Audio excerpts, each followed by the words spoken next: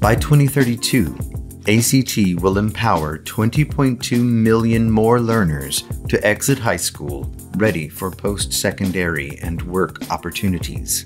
We will concentrate our work around 5 strategic pillars: build, inform, connect, mobilize, and partner.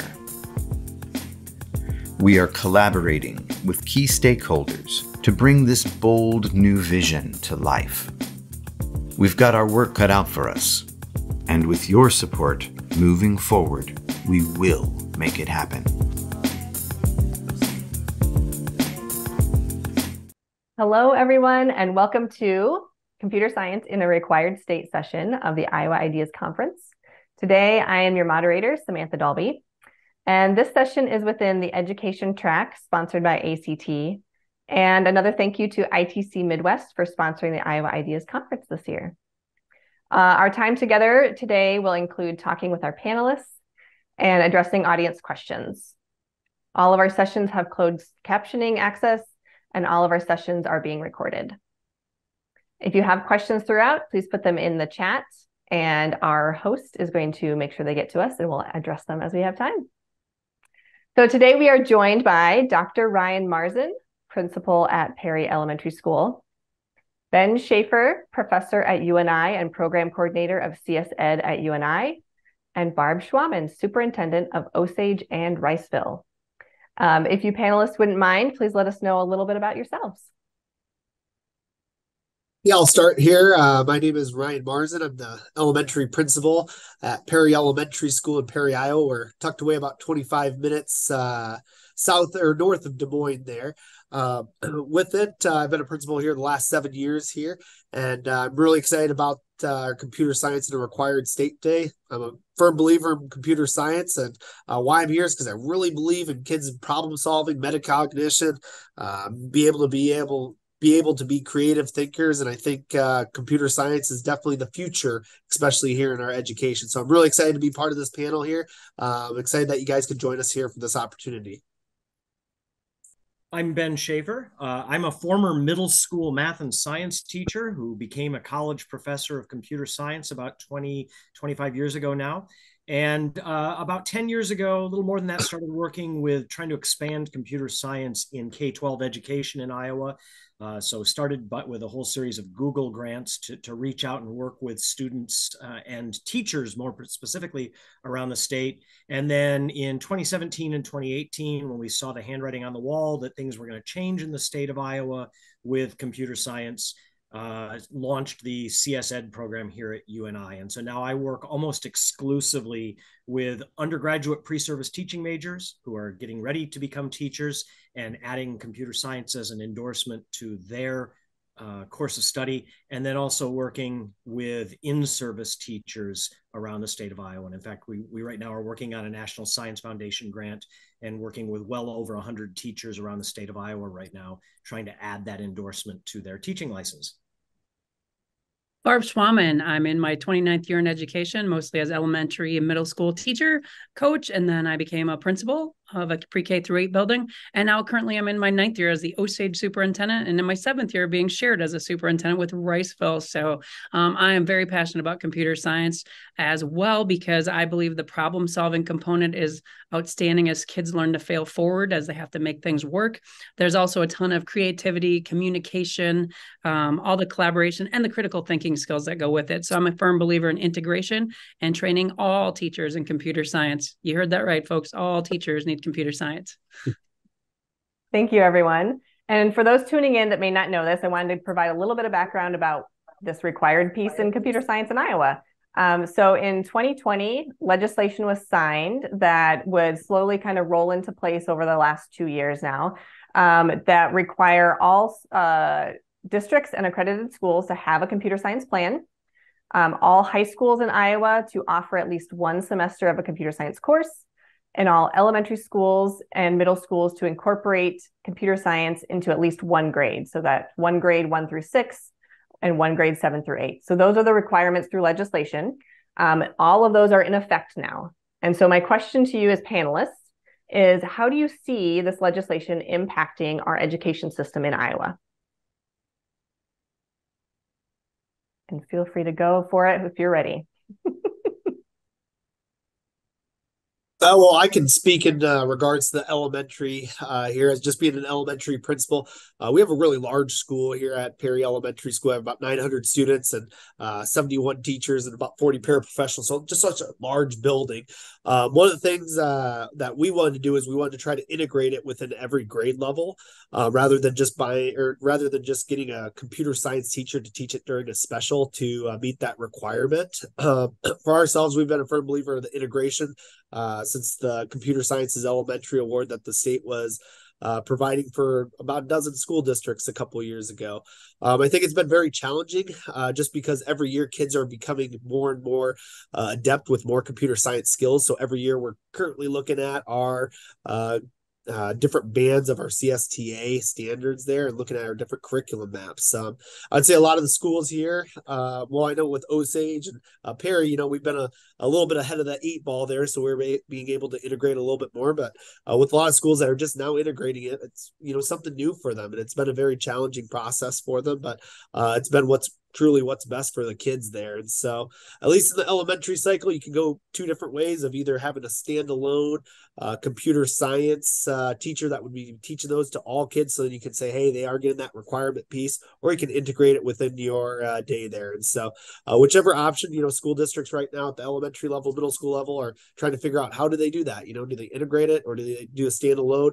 Every district has that choice and what works best for their school system there. But firm believer, I know Barb mentioned it, integration, I do believe, at least in the elementary level, that's the way to go there. Absolutely. And I'll piggyback off of that.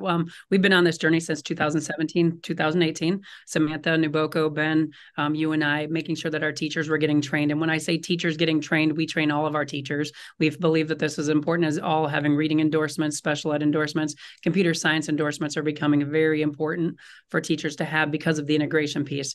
If you do a standalone, the other teachers can kind of just wash their hands and say, hey, I don't have to learn this. It's someone else's job, where we've made it a fact for all of our teachers getting trained, whether it's computer science is fundamental or code.org trainings, getting able to pilot some of that throughout Nuboko and the AEA helping us with that. Long story short, so again, we decided back in 2017-18, we had 3 endorsed teachers, which is unheard of for a district of 1,000 students. And we made it mandatory 5 years before it was mandatory. So we saw the exposure piece as very beneficial. We also see that kids, if they don't have that opportunity to try something, it's no different than beats. If you don't try beats, you'll never know if you like them or not. Okay, fine. So we're having all kids trying coding. We're having all kids trying computer science. And we created a 7-class pathway. Again, we're only a high school of 300. So have 7 courses, including the AP and the Project Lead the Way and all of the cybersecurity things that we're doing. Pretty impressive for a school of our size, and having everyone with the buy-in and things doing that. We also have an active esports program. I mean, we just have a lot of opportunities for kids to do things with computer science.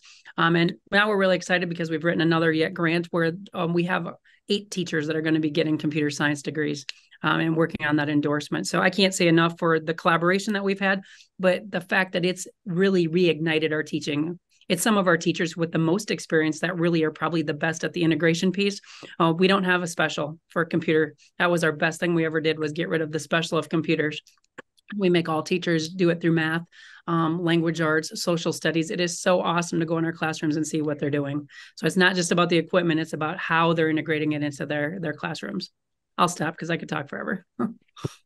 It's probably important to note, Samantha, that Barb and Ryan are probably pushing districts are in districts that are pushing computer science far further than the average school. That's why they're here on the panel, right?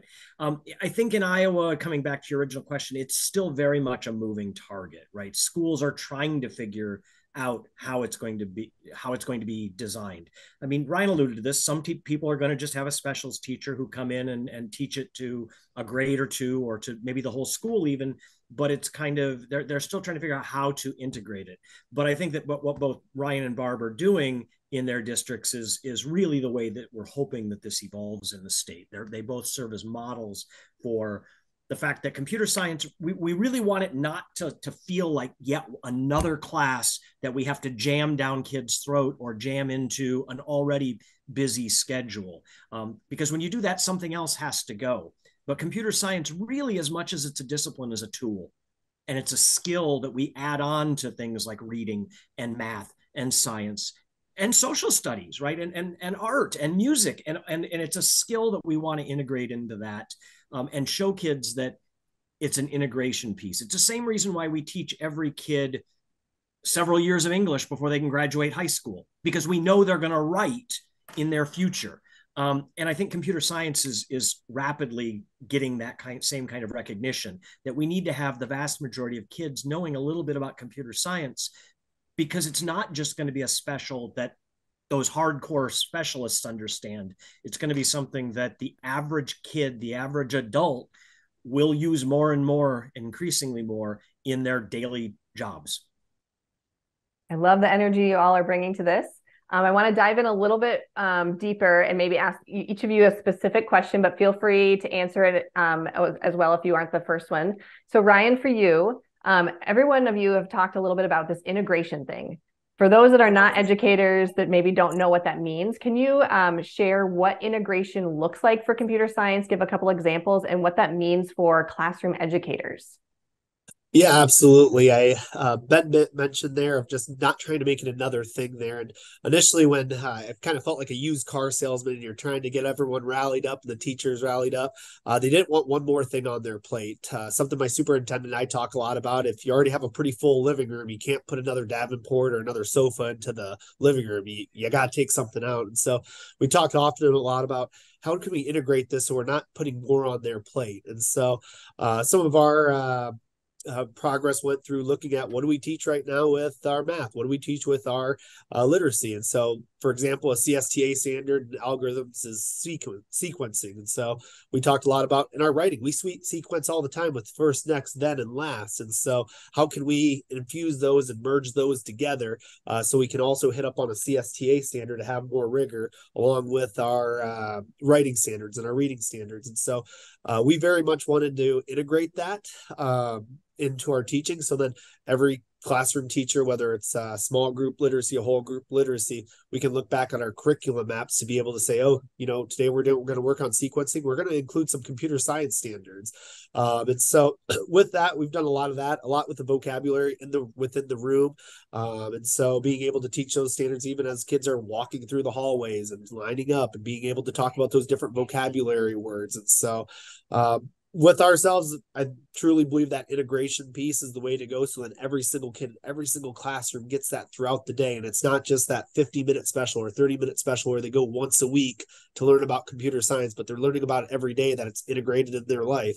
As probably everyone in here understands, is computer science is all around us, pretty much in any subject that you're doing, it has some alignment with our CSTA standards. And so for us, it was a no-brainer to integrate it rather than have that standalone where maybe a kid would get that every 6 days. Barb mentioned this. I thought it was just so perfect. We want to make sure all teachers are doing it. It's just not pushing it away to say, oh, go talk to Mr. Schaefer over there. He's the computer science teacher. He's the expert on it. Well, no, we want everyone to be that expert on it. And so we want every child to be able to integrate some type of computer science so that when they go home, they can talk to their parents about the computer science that they've been learning throughout the day. Perfect. Thank you. Any other comments on integration? I think he really nailed it. We want our kids to be creators of the content versus just the consumers. And so back to that jobs piece and careers, every single career field, whether it's farming, healthcare, manufacturing, everything deals with this whole concept of understanding how the computers work, how the technology works versus just being that consumer person. So again, K-12 curriculum, ours is evolving. This integration piece is huge, but we're finding very quickly the kids that have been in this for 4 or 5 years, we're having to up the ante at every single level. And we're seeing that at the middle school and high school level, that teachers are having to change and evolve. What maybe they were doing those lessons 3-4 years ago, or even last year, is very different because of the experiences these kids are having in the elementary setting with the integration piece as they're moving through the system. And so that's been very important. But the other part was just our kids, the vocabulary levels that they're using and the way that kids can use the word algorithm or, that they're debugging something. It just baffles me to see how they're carrying that over, and it's helping in their academics and other areas. So like I said, everything is evolving and changing, and that's tough sometimes because what was good enough for us couple years back, we're having to change that. And so I think that's something for schools that are just looking to adopt, just get in there and get started, and you can keep moving forward as you're there. But the worst thing you can do is wait and hold kids back from the opportunities. When we started this, we had a handful of kids taking some computer science, and now every year it's well over 100 kids. They have to take it as a freshman for a semester, but then it opens that pathway up for them. And so kids are continuing it. We're seeing them going on to UNI, Iowa State, Iowa for computer science degrees, 2-year degrees. We have kids that are going without degrees and they're making 6 figures. And those are real numbers and real kids that I can produce for you because of the computer science experiences they're having. So pretty awesome stuff. Excellent. Ben, for you, with these requirements rolling out, what does that mean for college students studying to become teachers? You've mentioned you were working with pre-service teachers, you work with in-service teachers for the endorsement. So what does this mean?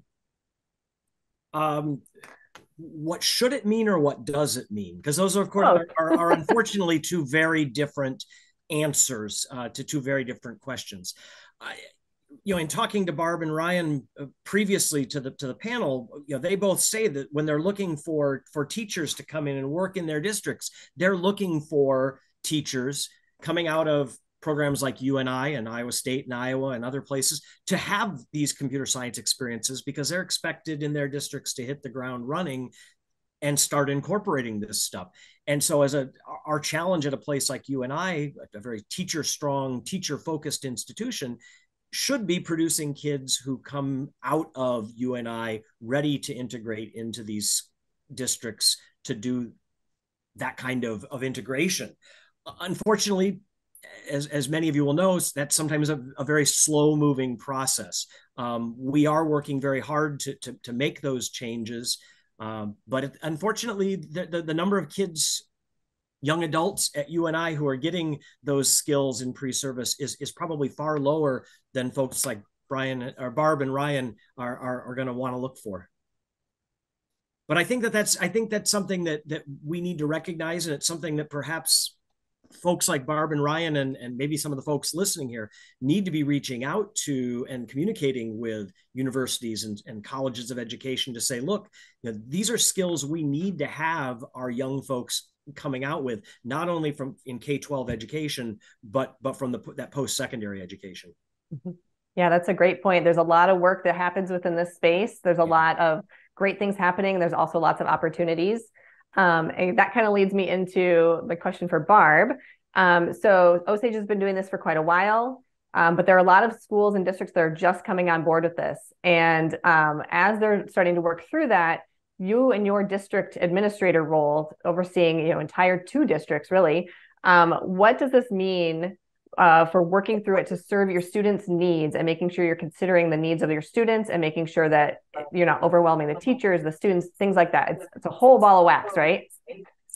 So it's prioritizing your resources, whether that's financial or prioritizing your time. And so making sure that there's professional development. We were not taught this way. Many of our teachers were not taught with these skills. And so again, we have to respect the fact that they don't know what they don't know. They've never taught this way. Most teachers teach the way that they learned in their classroom. And this is a different way of thinking, a different way of teaching. And so again, we have to honor that, make sure they have the training that they need, make sure that the dollars are there for that training. And so that's something that we work with legislatively. If there's anyone here that is part of the Iowa legislature, it goes back to that training piece at the college level, making sure that they're getting that training while they're still in pre-service and teaching, because kids who come here and student teach are also getting a very different experience than you would in maybe a neighboring district where they're not offering the integrated computer science, which is going to put those students ahead of maybe where some of the other people are at. So again, it's also been rejuvenating. Our teachers have really collaborated with each other. And we see that that's been really good for collegiality and the fact that they're learning from each other. One of our mission statements or mottos is about lifelong learning. And we want all of our teachers to be lifelong learners. You can't use the same lessons that you used 5 years ago or 10 years ago. You have to continue to reinvent, especially with this generation of digital natives. It takes a little more to have them work through problems. So those are some of the things that come to mind with that one. Yeah. Anything else to add from the others?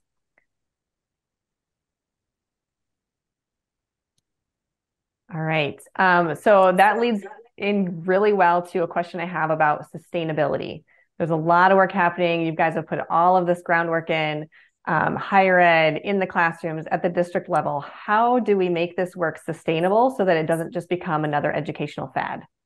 And let's start with Barb. It looked like you were going to jump in there. Well, it's a loaded question because it's not going to go away because it's embedded in every job and everything that we do. And every person that has this device here, that if you know how to change your settings and do all the things there, I mean, those are small steps in the right direction. But again, we're not trying to, when we have kindergartners coding, it's not because we're trying to create a generation of coders. We're trying to teach kid problem solving skills. So it's looking at the skill base, the skills that we're learning from computer science. It's not a fad. It's the collaboration, the creativity, the critical thinking. Those are the most important things. And this is just the tool. Ben said it earlier. The technology is the tool. The technology is going to continue to change and evolve. We don't know what's going to be here in 2 years or 4 years and what devices. We might be using B-bots now, but there's something new that's going to come along that we'll use as the tool to teach the sequencing and the language arts skills and the vocabulary and the math. But again, that's what's the engaging piece. We've seen a huge engagement piece for our students go really up about what they're doing at school and why they come to school, because they want to do the things that we're doing in our classrooms. And that's what's exciting about it. So I think it's important to recognize that it's going to have to be sustainable, at least in part because of the fact that it's constantly evolving, right? If we look back a decade ago, I mean, Barb just held up her cell phone. These things didn't exist in this format a decade ago, right? I mean, if we had asked, take my freshman at college and think about what we would have taught them as kindergartners about computers, right? We wouldn't have had any way to anticipate what we're doing right now. On the flip side, you take the kids who are sitting in kindergarten classrooms right now, what society and life is going to look like when they become freshmen in college in 13 years is going to be very different. ChatGPT and this AI revolution is going to completely change how we interact with the computers. And so I think there's going to constantly be a need, unfortunately, there's going to constantly be a need for teachers to be reinventing what computer science means in their space, right? And we don't really have that same demand in a math classroom or a science classroom. Those fields aren't evolving at nearly the same rate.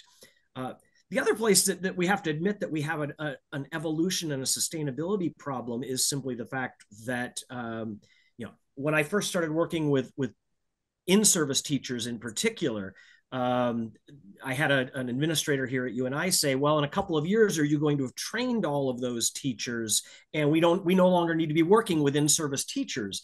And of course, the reality is no, not unless we get really good at the pre-service side of things, because the in-service folks are getting enough computer science skills that many of them, Barb talks about the graduate who doesn't even go to college and is getting a good salary making computer programs for someone. Unfortunately, some of our teachers are getting those same opportunities.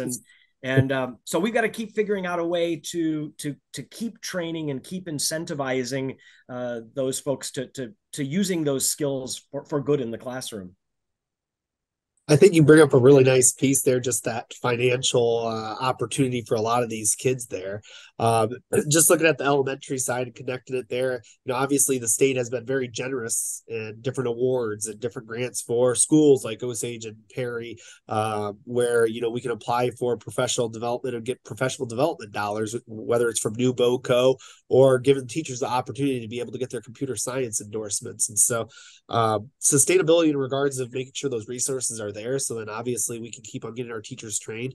Ben mentioned a little bit before, it is going to be a slow process because every year you're going to have to re-examine what you're doing, and you have to re-examine what the kids know, what they're coming in with, and so it will be a challenge for a number of years, and it'll be an ongoing challenge.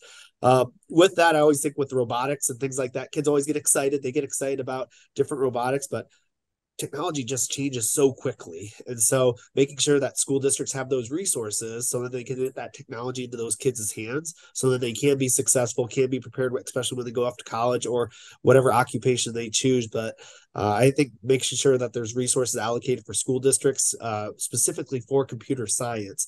I know the state's been very generous in regards to computer science learning endorsements, but it needs to continue there so that we can continue obviously doing our work in the trenches here at the elementary school and within the school districts. I think part from the superintendent lens is, financially, it's very important to sustain this. But I think business partnerships, none of us have tapped into the fact of we need help from the business community as well to do this. And so, again, we've received a lot of STEM Best grants and different grants from the state of Iowa, but we've also had matches from our community partners. So, community businesses, whether it's Fox River Sox or Valent Biosciences, I mean, we've had partners step up and give tens of thousands of dollars when asked. And sometimes I don't think we ask our business partners, hey, we really could use this set of robots and could you help us? Or if you can't help us financially, can you have some mentoring that's going on? And so we've really been able to embrace that, whether it was with First Lego Lead or robotics, of getting people from Rockwell Collins to do it. And with technology, they don't even have to be on site. We can have mentoring, through the Zoom like this. And so it's very awesome to use this all in a very powerful way to better your community. In small rural Iowa, this is a way to sustain your community and to grow your own. And so that's what we're really excited about, is to see some of our graduates going through these programs that want to do things with the computer science right here in our community. Yeah, that's great. And kind of keeping on that thread of looking to the future, we agree, I think, on this panel that we want to sustain it. It's not going anywhere. What are additional supports that maybe don't exist or need to modify to make sure that happens? You guys have talked about things you've already benefited from. Other school districts have access to that. But as we have these different needs across the state, as people kind of mature in their implementation, as students start coming into pre-service programs, what are different things that you would love to see in a perfect world that can make this easier for you, or make Iowa, really a leader in this space to kind of continue on our trajectory? I'll go first. You can go, Ben. I think Barb was really starting to hit on this, not only with the community partners. I think that the community partners not only can provide financial resources, but I still think we're in a situation with computer science where those community partners can provide visual resources. It's that old, if you can't see it, you can't be it kind of thing. We need our kids to understand what computer science means and is and can do for them. And it can't just be this esoteric thing of, computers. Yeah, we all have them, and they need to understand what people are doing with these skills, not only as hardcore computer scientists, but as people doing all sorts of really cool other jobs that use computing. And so I think that's a vision and an addition we need to get into our programs. One of the things I was going to touch base as well, I got two things here. The first one, I think those partnerships with those businesses, absolutely. I was thinking about talking with our Progressive Foundry here this summer, and they were saying, if we could get a computer science graduate here before John Deere swoops them up, we would be so excited, because there's just so many jobs. And when they, show us how much they're going to be paying them and what the hours are going to be looking like, it could possibly be remote. I was thinking, what student wouldn't want to take them up on that? And so I think tapping into those business opportunities where kids might not know, especially graduates might not know, that those jobs exist currently in your own community. So then obviously you can sustain your community as well. I think the second piece here with the sustainment there, but what I would love to be able to see is, I always go back to our interview questions for classroom teachers. We have 39 classrooms, they're gen ed classrooms, and we always have question number 4 as our computer science question.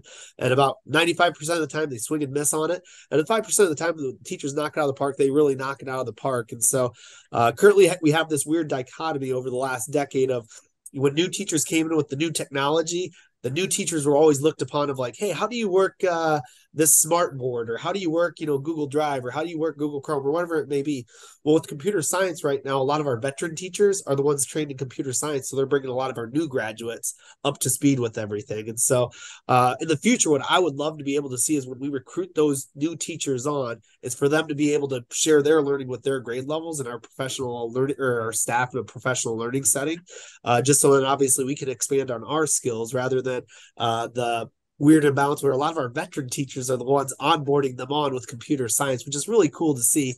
But we'd love to be able to see where that balance kind of teeters back over, with those new graduates that we're recruiting are the ones teaching our veteran teachers and saying, have you thought about this with your lessons, or have you thought about that, or have you tried integrating this? And so I think for sustainability, obviously with computer science, when we get to that point, when all of our new teachers are equipped with all those skills, then obviously it's going to bring that level of learning much higher. I think if I had two things that I would think about today, one would be is that if we'd like world-class education in the state of Iowa, we need world-class funding as well. And I think that's been an issue for many years in the state. Last year was the highest SSA, the student amount that was raised in a long time. And there were a lot of reasons for that being raised at the 3% level, but that is my time in a decade of being a superintendent is the highest we received. So if you want world-class education, we need to do world-class funding. And this technology, a lot of the tools that we're using aren't free, and to train teachers, not free. And teacher salaries need to be increased as well, because if that's the most important thing we have as our next generation as our resources, then we need to work on that. The other thing I think that these guys have heard me talk about is pre-service teaching. I believe that every pre-service teacher should be trained in computer science. And I know that would be a change in mindset in all of our post-secondary graduation, for our colleges. But this is really important to us. And if this is really important, then we need to put more resources and more funding into it. And again, bringing our best and brightest. Now, we'd lose some people out of our K-12 system to go teach some of those things. But I think that's important, is that right now we have teachers helping other teachers, and these learning labs is something that we've done a lot of here, where other schools, AEAs, other school districts, 20, 30 people come and check out a day in your elementary school to see it live happening, and it's light bulbs click. And it's a time where we build capacity with all of our educators to work together on these problems, and what does it look like and how can I do that? And so those collaborations have been priceless, and to continue to be able to do those things. So I'm going to steal, Barb, from you, the world-class education. We need world-class funding. I love that a lot. Just even just thinking about the B-bots we just purchased here at the elementary, bought a set of 25 B-bots at $100 a pop. Well, that's $2,500. But, when you think of that, in our elementary, even in any school, when you have many classrooms that all want to check that out, you need more than just 25. And so you think about that world-class funding of, if you were even getting a set of 100, because, all that, you're looking at, a $10,000 price tag right there on all those B-bots. And I'm going to steal that from you. I like that. The world-class education for world-class funding. I have to use that with my superintendent there. There you go.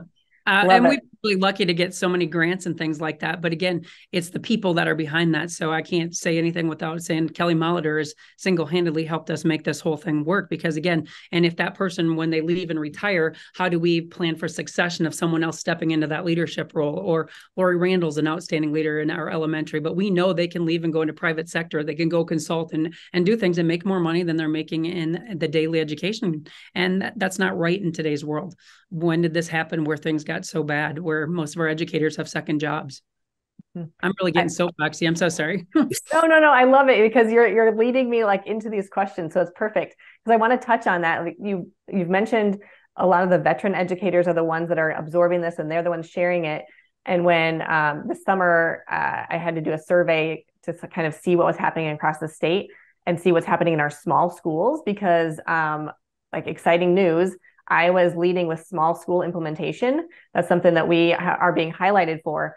But I wanted to know what that looked like. And one of the big red flags is that sustainability through the educator workforce, because a lot of them are veteran educators in a lot of our small schools that are defined as less than 500 students. And some of them are less than 100 students. There's one teacher. What happens when that teacher retires? What happens if they move districts? So what are you all thinking about that to maintain things? You may not be in that situation or that scenario, but what does that look like for our state, and those implications on making sure that we continue to have this awesome implementation across the state?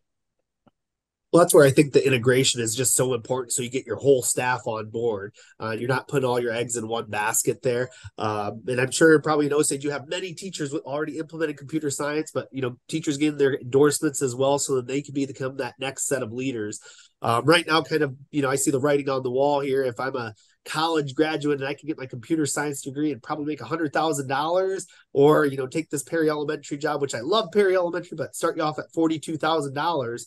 It's a little bit easier when it can have maybe flexible work hours, might look a little bit different with computer science. And so we might see a lot of those graduates with that computer science background go into the private sector like Barb was talking about. But that's where I think the integration is just so important to get all teachers on board. So if a teacher ends up going to a Waukee or Urbandale from Perry, well, we have 5, 6 other teachers on that team that already know the system and the route, or already know the procedures of the system there, so they can get that next graduate up to speed there. And so that's one of the big pushes that I've had here at the elementary, and I'm sure Barb there at Osage as well, is that integration. It has to be the way to go, because if you hire that computer science teacher and they're the sole person where, hey, we're going to go talk to the computer science teacher, go to the computer science teacher, and that teacher leaves, you got to figure out who's going to replace that computer science teacher. And so that's where I truly believe that integration process hopefully alleviates that in the future. But it's definitely challenging, especially with the limited number of pre-service teachers coming with a computer science endorsement into the field. Makes it much, much more challenging, and just a smaller pool of teacher candidates in general. Yeah, and I think we're blessed with the Governor's STEM Council right now as far as the scale-up grants, the STEM Best grants, and that network that's been built over time over the last decade. And so, again, I think that's been really good. You see a lot of the small schools that are implementing scale-up grants and some of those things on the smaller level that lead then into the bigger things like the endorsements. So can't say enough for all the opportunities for funding. And I think that continues to be a priority, everything that's all things STEM or STEAM, depending on which school you're at. So I'm going to piggyback right off of that with Barb. I think that while we're acknowledging things like the Governor's STEM Advisory Council and some of the great work that they've been doing, some of the work that's coming out of places like UNI and other places, there really are what I think Iowa is really excelling at very well is making producing opportunities for teachers to learn computer science. In June, we had CS Professional Development Week, and we've had that now for a couple of years in the state of Iowa, where a variety of providers come together and provide a week's worth of intense training for teachers K through 12, and we're looking at providers coming in and teaching everything from the B-bots down at that lower elementary level, preschool level, even all the way up to working with AP CSA and CSP curriculum. And we had 300 plus 400 teachers, I think pretty close this past summer, getting opportunities this past summer. And there's, the kudos to the AEAs and to the various organizations like NUBOCO who are really working in cohort with places like UNI and Northwestern in making sure that teachers are getting a whole variety of training aspects, whether it's full-blown coursework or a day or two of training on a specific thing. Because as both Barb and Ryan have said, you just got to start somewhere. It's going to keep changing. And so if you wait for the perfect opportunity to be in place, by the time it comes in place, it's going to have changed on you again. So just get started with something. Excellent. I'm going to take this moment to let all of our viewers, if you have questions, like we can talk forever on this, but if you have questions you want us to answer, throw them in the chat and we'll address them as well. We'll get them worked in here.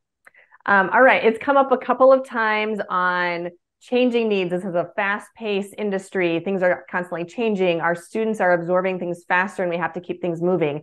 How do you keep teachers from having burnout on constantly needing to revamp their education, their understanding?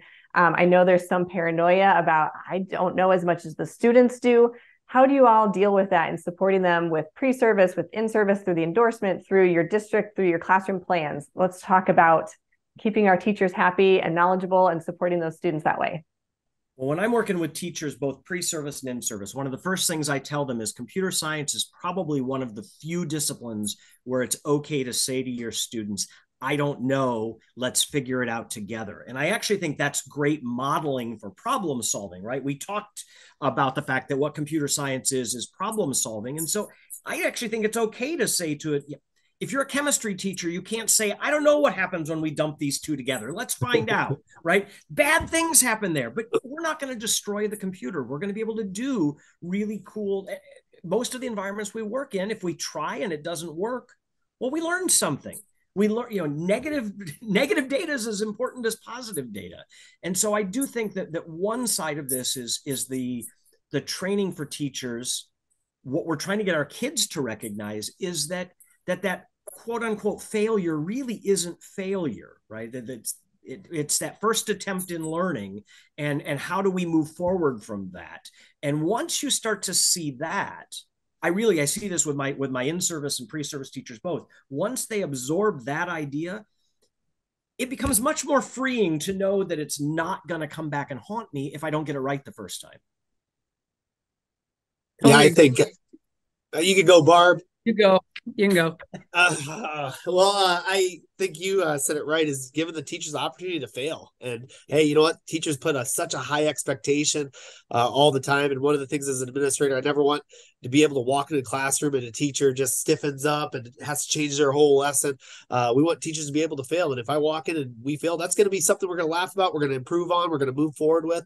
I think the second thing where our teaching staff were kind of the tide where teachers really got involved is when they saw how engaged and how excited students were.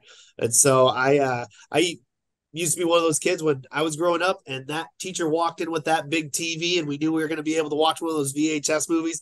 I got really excited. My friends got excited. We started cheering. Kids get so pumped when you're bringing in the Finches, bringing in the Bebots, bringing in a different robotic that they've never seen before.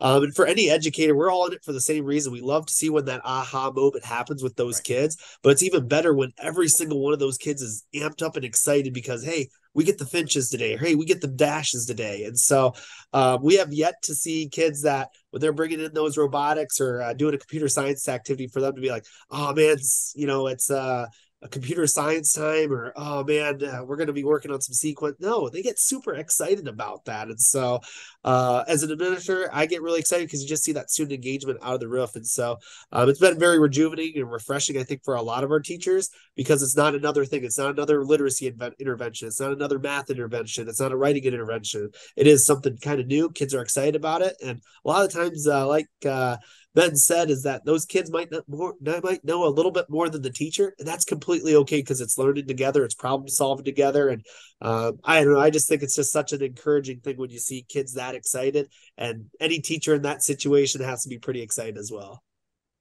And that's what I think, is to see the excitement of the teachers, and as an administrator to be able to support those teachers and to praise those teachers when you're seeing those light bulb moments or when you're seeing the great things happening in those classrooms. So I too believe it's about modeling the problem solving skills, and that we don't know, but we're going to figure it out together because you're modeling those lifelong skills for them. Some of our greatest resistors here in Osage became some of our biggest proponents. And that's what I love about it. Some of our teachers that maybe had only 3, 4, 5 years left, just, I'm not doing this. I'm sticking my feet. I'm not changing. I'm not doing this, have been the greatest saving of their careers, as far as I'm concerned, because it made them lifelong learners. They've tried new things and they've become the leaders, and they're out teaching other teachers around the state and in the United States for that matter. So those biggest resistors can become that person with the right supports in place. And I believe making all of our teachers, all 80 of them, sit down and do makeys, put them back in the student chair, and made them all very uncomfortable. But by making them uncomfortable, we, again, are teaching them what it's like to be a student in today's world when they don't know how to do something, when they don't know how to communicate. And so, again, it's putting teachers back in that spot of, hey, not just do chapter 1 through 3 questions. It was, hey, how are we going to figure out how to make this work? And you can't fail at this. Coding, what I love about it is you can't fail. Otherwise, your guy doesn't do what it's supposed to do, or your little pictures don't move, and there's no music in that thing. So you have to figure it out and problem solve so the thing works. And that's so different than our traditional learning of memorizing facts or answering questions or doing things differently. So again, we see this as a wonderful opportunity to model problem solving and having kids fail forward with the teacher involved. Awesome. Phenomenal. I am going to do some name dropping here, call out Carol Fletcher from University of Texas, Austin, and the CAPE framework. We were talking about that earlier. And Iowa, I feel like, has done really well in areas. And again, we talked about this earlier. That means that there's also additional opportunities for us to continue growing. And Carol Fletcher has work around CAPE, which is capacity, access, participation, and experience. And I'd like to say big kudos to Iowa and all of our educators for doing really great on working on that capacity. We've talked a lot today about training teachers, making sure they understand the concepts, that they're able to do that, and then access through this legislation where it should be in every single school for all students to have access to. That moves us to participation. And what does participation look like to have more students participating, more diverse students in there? So that we have it in rural, we have it in urban, we have different genders participation, different race and ethnicity, so that we can truly start tackling all of these societal needs that we have that need technology. So I know that's a big question. I'm counting on you guys having great discussion on this, but what does participation look like and how do we get better with that? And Ben, you've been quiet for a little bit, so I'm going to tap you. What does it look like in your endorsement program trying to help educators figure out how do we get more students participating in computer science? Yeah, and that's it's a loaded question, and it's a hard question to come up with a really good answer for it, right? I mean, the simple answer for is what should participation look like is you want participation to look like your student body as a whole. And so when you look at your computer science classroom, it shouldn't look like a bunch of the stereotypical, shouldn't look like a bunch of white boys. We want to see the gender equity in that classroom. We want to see the racial and diversity background reflected in that classroom. And if we're not going to do a CS for all kind of thing, like we've got at Osage, where every freshman is going to take it, then what are we doing to make sure that we get those kids interested and volunteering to take those classes? Truthfully, I think Iowa's taking the right step by making sure at least that every kid sees it at a young age. The longer you wait to introduce anything to an audience, the more certain kids start to eliminate it as a possibility. They no longer see it as a path for them. And so I've always been really pleased that we've actually done a great job with really supporting things like CS's Elementary and the work that Ryan and his team have done in Perry and a number of other great schools around the state have done in making sure that we're coming up with a pathway that starts at kindergarten and first grade and doesn't wait until you're a 9th grader or a 10th grader before we even start talking to you about what computer science looks like. Long term beyond that, I mean, from my perspective, it's a lot of pedagogy and getting teachers recognizing what they do with their examples of computer science and making sure that, again, I used the phrase before, if you can't see it, you can't be it. We want to make sure that what kids are experiencing in computer science is meaningful to them and reflects something where they can see themselves doing something with computer science. And so if all we're doing is crunching numbers, that's going to attract a certain kind of student, but it's also going to turn off a lot of kids. But the flip side of that is if all we do is program video games, that's going to attract a certain kind of student and turn off another kind of student. So we want to make sure that as we're presenting and preparing computer science activities, that we're making sure that we do so with a variety of outcomes in mind so that every kid has an opportunity to see themselves doing that and to see the skills they're gaining being some part of their lives. I'll take it a little different direction. We've seen the problem of so many kids wanting to take computer science at the high school level that it's actually maybe hurt some other curricular areas where choices have been made. And so that's an unintended consequence of promoting and pushing computer science, the unintended consequence of being well, kids aren't taking my class anymore. Why are they taking that class? And the fact of teachers having to promote their content area or their elective courses because so many kids have decided that, hey, this is a viable pathway for me. Hey, there's great jobs out there for me. And this is something I can see myself enjoying and doing. Because we've seen, again, the hard data I don't have right in front of me, but the amount of kids going into computer science now in college go through the roof from 7 years ago. What I'll say here for the elementary level, which I think it's awesome that you're in that position where, you have to make choices because, gosh, and you want to offer everything. But I just think that's so awesome that you guys have such a good culture there, in the elementary with a lot of my elementary principal colleagues. Before it was a requirement through Senate File 278 or 274, I always get it mixed up, of required participation. It was one of those things that everyone just puts to the side of like, we don't want one more thing. We're not required to do it. So why are you doing this, Ryan? And when it finally got required, then there was a lot of questions saying, hey, what should we do? And how do we do this? For myself, I think the biggest thing at the elementary level with a lot of elementary principals is the demystification of what computer science is. When you first learn about computer science, you hear about it, it naturally just turns you off because you're like, computer science, that sounds like some really high level thinking. That's probably not in my background. I have a literacy background or a math background. I'm not a computer scientist. I'm not into computer science. And so I think there is this big hurdle of the demystification of what computer science is and what does it look like.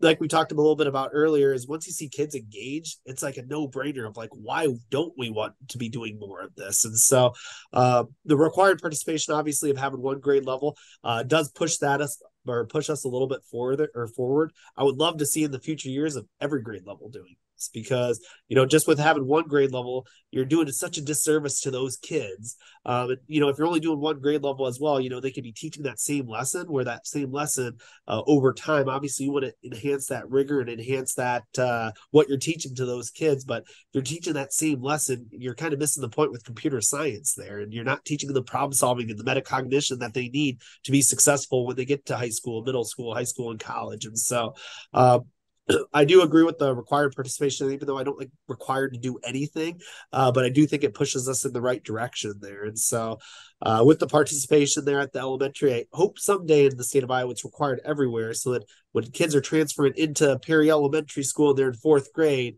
they have some of those same computer science skills that maybe a kid who's transferred from fourth grade go to a different school where they're like, hey, why aren't we doing computer science? And so eventually I hope that we'll get there. But like we all kind of said, it's going to be a slow moving process. Every year we're constantly looking at our curriculum maps, anyone who's doing computer science and what you're doing, and you have to change that. And so eventually we'll get up there, but it'll take a lot of years. I'm looking forward to that, keeping Iowa as one of those leaders in computer science education. All right, Ben, for you, because we've had a lot of these two districts are doing awesome things. They have all of these students that have exposure to computer science. Some of those students are probably going to go into your program. What happens when students that have experience with K-12 computer science start going to college to become teachers? And how does that change the equation? Does that make it easier for you? Because maybe people think I've experienced it, therefore I'm an expert, right? What does that look like in the future? I wish I had a crystal ball that showed me that. I think that we are going to see a big change, both as what we have to do as a computer science department with majors and what we have to do as a computer science department and a program with teacher prep. Fortunately, I think the biggest thing that it's going to allow us to do is to spend a little less time having to teach those basic facts that I now have to teach people, because I'm still getting, the bulk of my program are people who have not yet experienced computer science in their K-12 education. So we got to teach them those basic facts. What I'm really looking forward to is the day that we can really now start to talk about, okay, how do we teach it well, right? And we do some of that in our program. That's a big part of what we want to make sure we're doing. But we don't have that luxury that the math and science folks do of getting pre-service teaching majors who come to them knowing about math and science. And that will change our approach very definitely. Excellent. All right. Earlier, you guys were talking about those business and community partners. I started in industry, and I know this from personal experience. We don't always know what happens in the classroom and how we can be supportive. And sometimes on the education side, it's like, yes, we want to partner with those businesses and the community, but we don't know what you do. So what are some things that you have done or seen, or things you want the business community to know about how they can engage? If they want to be a part of this, how do they do that? How do they get started? I think one of the major parts here is just communicating with your school district and saying, hey, I want to partner with you guys. And you might not know what that looks like, but I guarantee someone within that school system might say, hey, Van Wall, John Deere, if you guys can come here and we can talk computer science, they're going to be thrilled about that. And I always think that a lot of the times, elementary, high school, middle school will always approach you guys, but I would challenge businesses to approach the schools and say, hey, we'd love to be able to partner with you. Barb mentioned a little bit earlier here, just with not only resources, but then also talking a little bit about what you guys do and how you guys embed computer science there to have that real world real world experience and that authentic experience there of what you guys are doing within your business in regards to computer science. But my challenge would be is reach out to your local school district, whether it's an elementary, middle school, high school, and be like, hey, we want to be your partners. And I guarantee those school districts are going to take you up on this, because they obviously want to partner with that, and then obviously have a good relationship moving forward in regards to computer science. Yeah, I would say that's a huge right there. About 8 years ago, we started a business classroom partnership where every single classroom is paired up with a business partner, where every grade level is paired up with a business partner, something that fits into their curriculum. And we sent a letter home and basically said three things. One, we want you to come to our classroom and spend some time so you can see what education looks like today, because many people haven't been back into school everybody's school experience is what you did in school. And it's so very different, or at least it should be very different. So we invite them into our classrooms, and maybe they read a book or they talk about their jobs and their careers. The second part of that is we go on a field trip. We ask that our kids can go on a field trip so they can get exposed to more businesses. So it's about opportunities and exposure to learn about the jobs and careers. And it might be the grocery store in the elementary, it might be the veterinarian clinic. But as you get through the progress and you go to those upper grades, it's the hospital, it's the Valent Bioscience, it's the Fox River Sock Factory, who's paired up with our computer science class, because the graphics that all go into a pair of socks that get knit are all done through computer science. We have a firework company. You start learning about the diversity of your jobs here in Iowa, and it's just incredible. Our chemistry class is paired up with a fireworks company that's here in Mitchell, Iowa, in our school district. So we do that. And then the last part is we have our teachers going in job shadow. And that's kind of that internship or externship part where they go in and they follow them on an in-service day for half a day. And we don't do this every single year, but that has been so beneficial because, again, we think we know what these other businesses are doing and we have no clue there. So we bear those up. And then the second part is we really do a lot of business partnerships. We have something that was modeled after Iowa Big. So we had Iowa Big North. That was a STEM Best project for many years and has now evolved into Iowa Lead. So we have a lead program and we do a lot of project-based learning. So basically during Partner Palooza, businesses can come in and pitch, and they pitch what they want us to do for them for that year. The kids get to pick what things they want to work on. So whether they're making benches, whether they're doing websites, whether they're creating QR codes for the bike trail system, I can name hundreds of projects that our kids have done throughout the years that help connect them to the business world. And yet they're project-based learning. They're higher interest levels for most of our kids. And once our kids have been and tasted what projects are like, they really don't want to go back to sometimes their regular classrooms because, again, they're out doing things. They're active. They're working with business professionals. There's mentoring that's going on. And again, that's just so engaging and powerful for your community as the community is now investing back in your school as well. And so there's a big synergy that goes on through these business partnerships and project-based learning. Mm-hmm. And Ben, I know you're in a little bit different situation and scenario, but do you talk about these kind of connections and things with the teachers that come through your program and get them thinking about that? Or is that kind of like farther down the road, you're focused on that content piece? I'm focused on the content piece. That's totally fine. All right. Well, we only have a few more minutes left, and I wanted to throw out an opportunity for each of you to end on a happy note. Because one of the things I love to do is go outside of our state and just like shower our state with all kinds of kudos because of all of the progress that we've made, all the great things happening. And I would love for each of you to have an opportunity to share a highlight or a story or a couple of them about the work that you've done in computer science and impact that you've seen made or something that you're excited about for the future. So I'll give you a few minutes while I kind of talk about what's next. And I know that Cindy's going to be putting in the chat too. Thank you all for joining this session as our panelists kind of put together their like snowballed, I just kind of threw this out of left field question at them. And we hope that you stay tuned with the next K-12 education track session. It'll be reimagining the school day. And I'll throw it to our panelists whenever you want to share some exciting story or impact that you've seen from computer science work happening in the state. Well, shameless plug time. I'm going to, if we've got people listening out there who have teachers in their community that they think need to learn a little more computer science, UNI is working on $1 million NSF grant right now. And I talked about the fact I'm working with over 100 teachers right now. On December 1st, we're going to be opening up our applications to take on another 200 fully funded scholarship folks who can earn the computer science endorsement, 15 graduate credits, half a master's degree, completely free of charge, paid for by the National Science Foundation. So have them look at csed.uni.edu for more information on joining us for our cohort that will start in June of 2024. Thank you.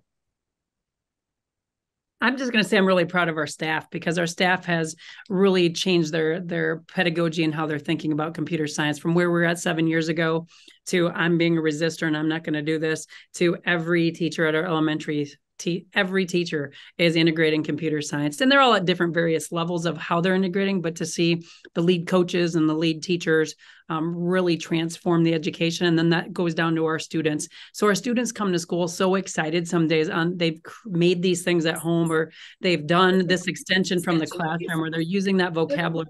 And so to hear your parents then talk about it, and some of our coolest presentations are at the school board table, where we have grade levels or kids come during our Spotlight in Education, and we really try to focus on what are our kids doing in that computer science that then reinforces everything that our board has put in place for them. So really cool just to see it come full circle, and to see what can happen when a group of people put their minds together to say, hey, we're going to do this and we're going to make this better for our kids.